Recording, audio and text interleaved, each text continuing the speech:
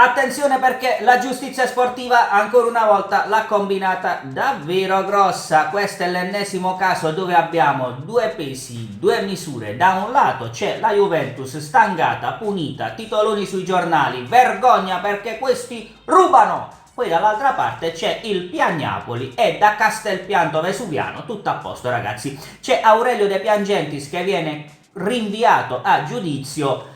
È tutto a posto, no, tutto a posto, siccome non è la Juventus, la giustizia sportiva può dormire e Peppino Chinè, detto Sobbuco, fa finta di nulla. Ragazzi, questa è la giustizia sportiva italiana, è sotto gli occhi di tutti. E poi ci sono anche i cartonati, ci sono anche i piagnapoletani e i tifosi di tutte le altre squadre anti-juventini che fanno comunella, vengono nei nostri canali e ci vengono a raccontare questa storiella.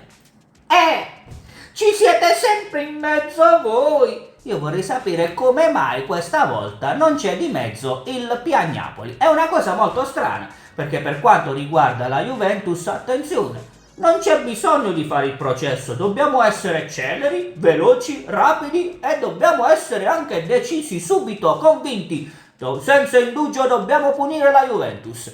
Nel giro di 2 ore la Juventus già avevano aggiornato tutti i siti internet perché la Juventus le hanno tolto subito i punti di penalizzazione.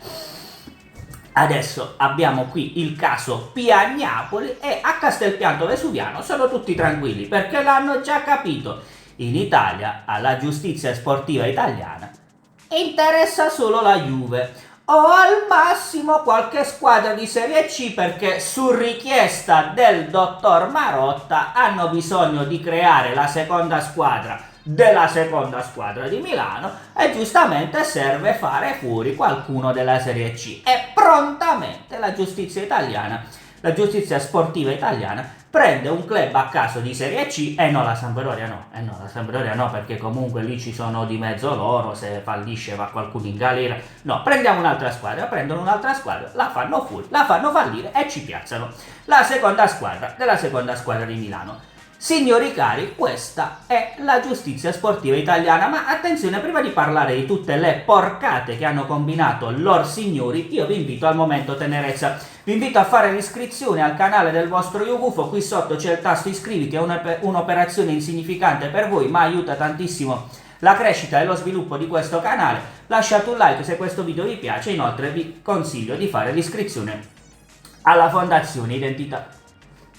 Ah no, mi sono sbagliato, scusate. Alla Fondazione Identità Bianconera. Andate sul sito www.fondazionejb.com, mi raccomando, fate l'iscrizione alla fondazione, costa 29 euro all'anno. Voi sapete che dobbiamo essere sempre più numerosi per supportare gli avvocati della Fondazione Identità Bianconera. Followers, ma parliamo di cose importanti. Io ieri mi sono imbattuto in un articolino di calcio e finanza.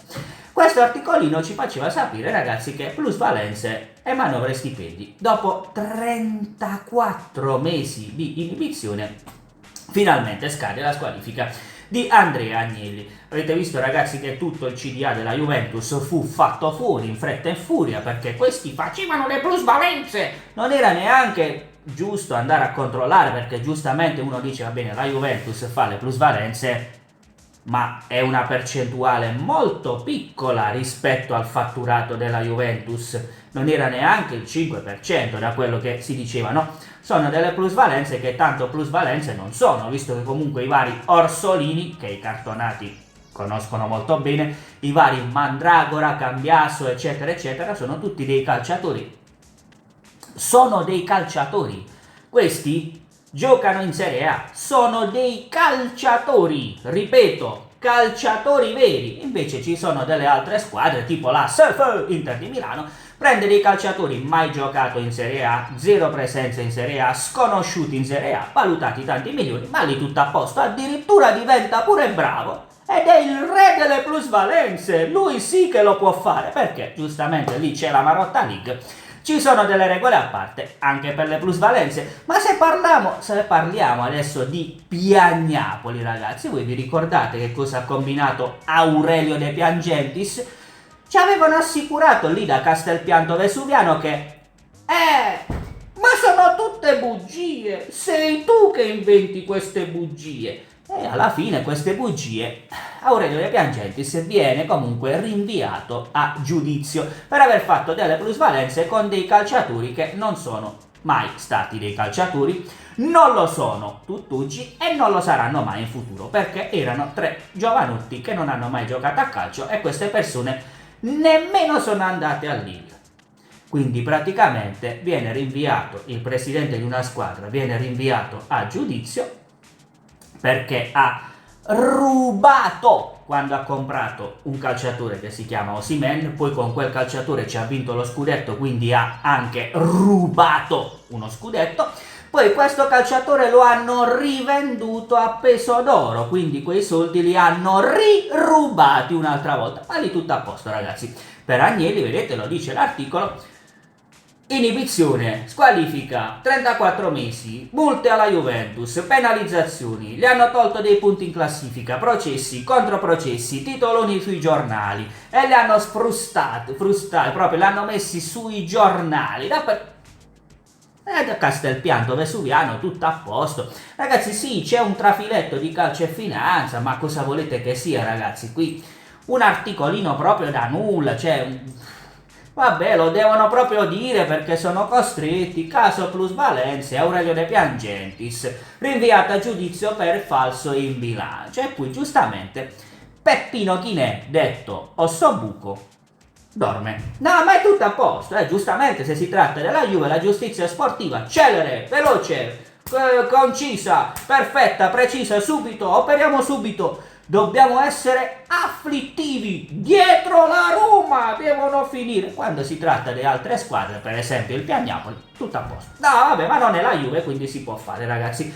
Come vedete, questa è la giustizia sportiva. Sarebbe anche bello che Peppino Chinè, detto Ossobuco, potesse dare una risposta. Magari qualcuno gli farà qualche domanda, gli dice: senti, ma come mai la Juventus l'avete punita e il Piagnapoli no? Su questo non posso rispondere. E se ne va. Così, no, ma è normale, ragazzi. Ceferin è stato chiaro. Ha detto: voi dovete punire solo la Juventus. In cambio c'è una bella poltroncina, un europeo che non sappiamo neanche se faremo perché giustamente non abbiamo gli stadi e non siamo neanche in grado. Secondo me, se tu fai l'europeo e dici siccome tu ospiti l'europeo ti puoi qualificare direttamente senza fare i gironi. Secondo me non ci qualifichiamo. Non siamo neanche in grado di qualificarci se abbiamo comunque questo invito automatico agli europei, però gli europei sono serviti e almeno abbiamo dato un posto di lavoro e uno stipendio ai figli dei politici amici. Beh, molto bene. Però followers, tornando a noi, che cosa succede adesso? Questi qua vengono sotto al canale, soprattutto i cartonati, ma anche i piagnapoletani, da Castelpianto Vesuviano. Ci siete sempre in mezzo voi? Io vorrei sapere come mai ci siamo sempre in mezzo voi, in mezzo noi. Questa domanda sarebbe anche bello farla a Peppino Chinè.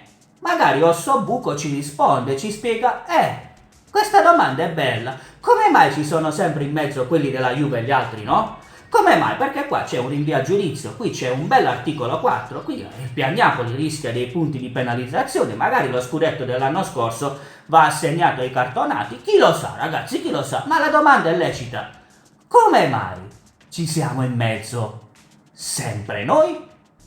Ad ogni modo followers, la seduta con il vostro Yugufo termina qui, io vi ricordo il momento tenerezza, vi invito a fare l'iscrizione al canale del vostro Yugufo, andate sul sito www.fondazionegp.com, mi raccomando fate l'iscrizione, noi ci vediamo nella nostra prossima seduta e ricordate tutti quanti, chi non si iscrive al canale è un Peppino Chinè e quindi è un Ossobuco.